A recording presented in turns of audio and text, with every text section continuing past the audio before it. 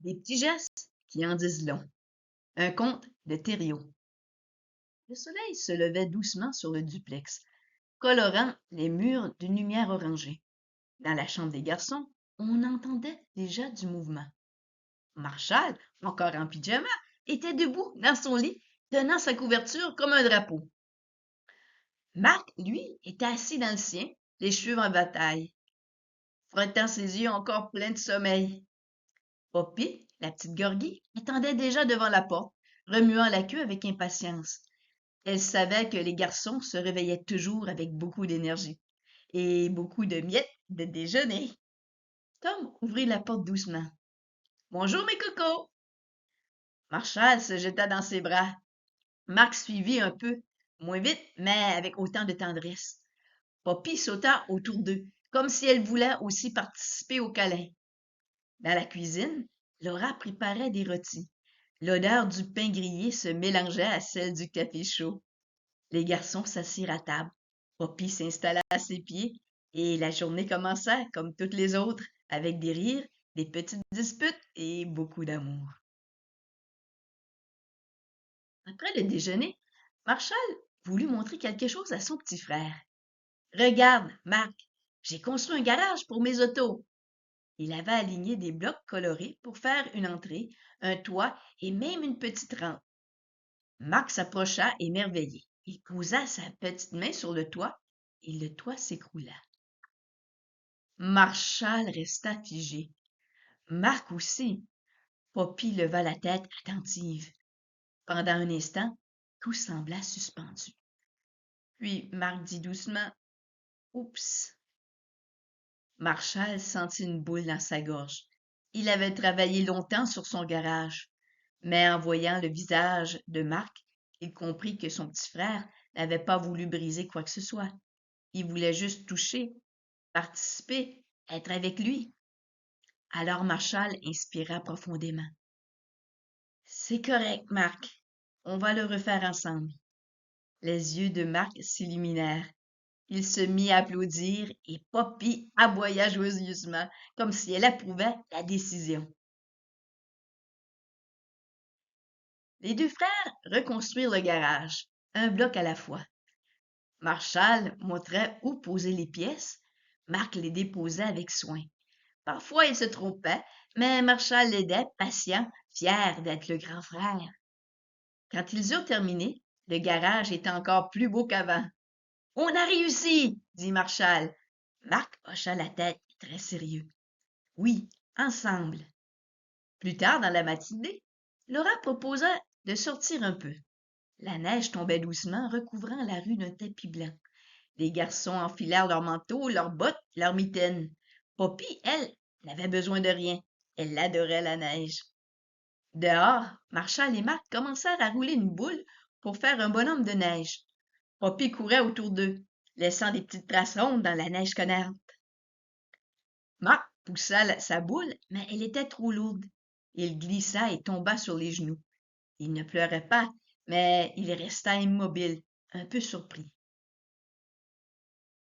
Marshall s'approcha et lui tendit la main. Viens, je t'aide. Marc prit la main de son frère et se releva. Poppy vient lui lécher la joue, comme pour dire tout va bien. Ils continuèrent leur bonhomme de neige.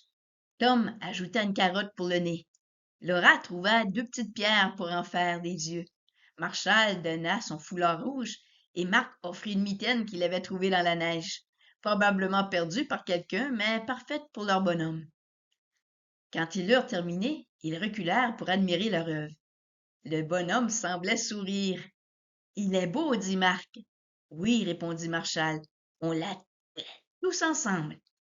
De retour à l'intérieur, la chaleur du duplex les enveloppa. Laura prépara du chocolat chaud.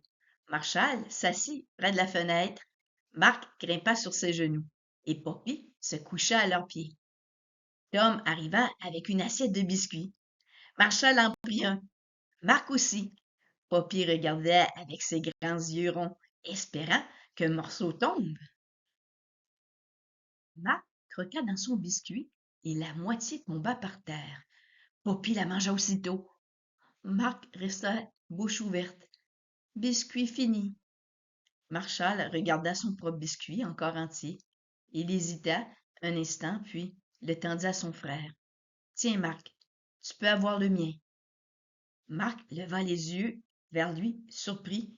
Pour moi? Oui, je t'aime, petit frère. Marc serra le biscuit contre lui comme un trésor. Moi aussi, t'aime. Poppy, elle, remua la queue très satisfaite de la tournure des événements. L'après-midi passa tranquillement. Les garçons jouèrent avec leurs autos, puis avec leurs peluches. Poppy les suivait partout, comme une petite ombre joyeuse. Parfois, elle se couchait entre eux, comme pour s'assurer qu'ils restaient proches. En fin de journée, Laura prépara le bain. Les garçons éclaboussèrent partout. Poppy aboyant, envoyant les bulles, et Tom dut essuyer le plancher 2 fois. Mais personne ne se fâcha. C'était la vie dans le duplex. Un peu de chaos, beaucoup de rire.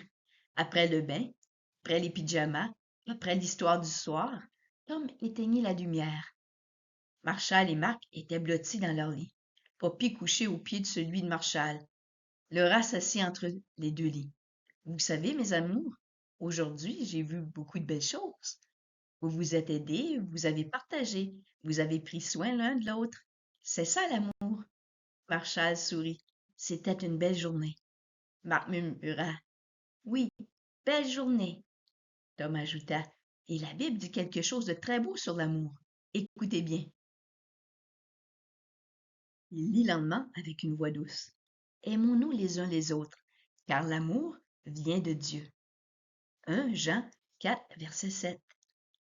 Marshall ferma les yeux. J'aime ça. Marc aussi. Moi aussi. Poppy poussa un petit soupir satisfait. Et dans le duplex tranquille de Québec, la nuit tomba doucement, enveloppa la famille dans une paix profonde. L'amour avait rempli leur journée comme un fil invisible reliant chaque geste, chaque sourire, chaque pardon.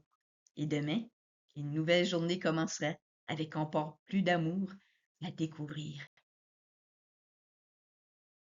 C'était Des petits gestes qui en disent long, un conte de Thériault. Pour la prochaine histoire, vous pouvez cliquer sur l'onglet à gauche dans le bas de la page. À bientôt!